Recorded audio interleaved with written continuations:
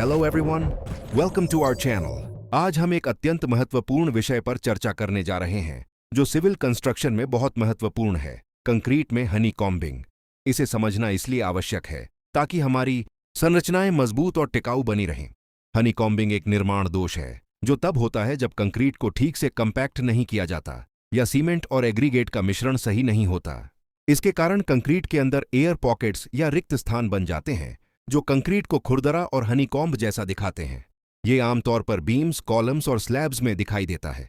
इसके मुख्य कारण हैं स्टिफ कंक्रीट मिक्स, अनुचित कंपैक्शन या अपर्याप्त वाइब्रेशन। हनीकॉम्बिंग केवल देखने में ही समस्या नहीं है, बल्कि यह संरचना के लिए गंभीर नुकसान भी पहुंचा सकता है। इससे कंक्रीट की शक्ति कम हो जाती है और संरचना भार को सही से सहन नहीं कर पाती। एयर वॉइड्स के कारण पानी अंदर जा सकता है, जिससे स्टील रीइंफोर्समेंट में जंग लग सकता है और संरचना की टिकाऊपन कम हो जाती है। बहुत अधिक हनीकॉम्बिंग होने पर बिल्डिंग की स्थिरता पर भी असर पड़ सकता है, जिससे सुरक्षा के लिए खतरा पैदा होता है। इस समस्या को रोकने और सुधारने के लिए कुछ महत्वपूर्ण उपाय हैं। सबसे पहले, कंक्रीट का मिश्रण सही होना चाहिए। न बहुत स्टिफ और न बहुत गीला, और वाटर सीमेंट अनुपात सही होना चाहिए। सरल शब्दों में समझें तो यदि सीमेंट का मिश्रण को हाथ में लेकर उसका एक गोल आकार बनाते हैं और वह मिश्रण अपना आकार बनाए रखता है, न तो फैलता है और न ही टूटता है, तो इसका मतलब है कि कंक्रीट का मिश्रण सही बना हुआ है और उसकी वर्केबिलिटी उपयुक्त है।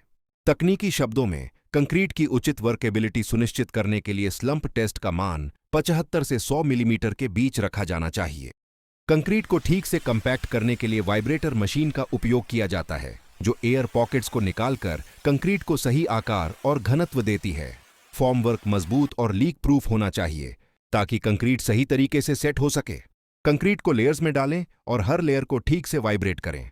कंक्रीट तैयार होने का पता लगाने के लिए स्लंप टेस्ट किया जाता है।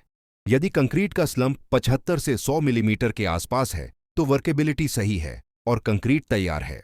यदि हनीकॉम्बिंग हो चुकी है, तो छोटे दोषों में ग्राउटिंग या पॉलीमर बेस्ड रिपेयर मोर्टार का इस्तेमाल किया जा सकता है, और बड़े दोषों में पार्शियल रिमूवल और रीपोरिंग आवश्यक होता है।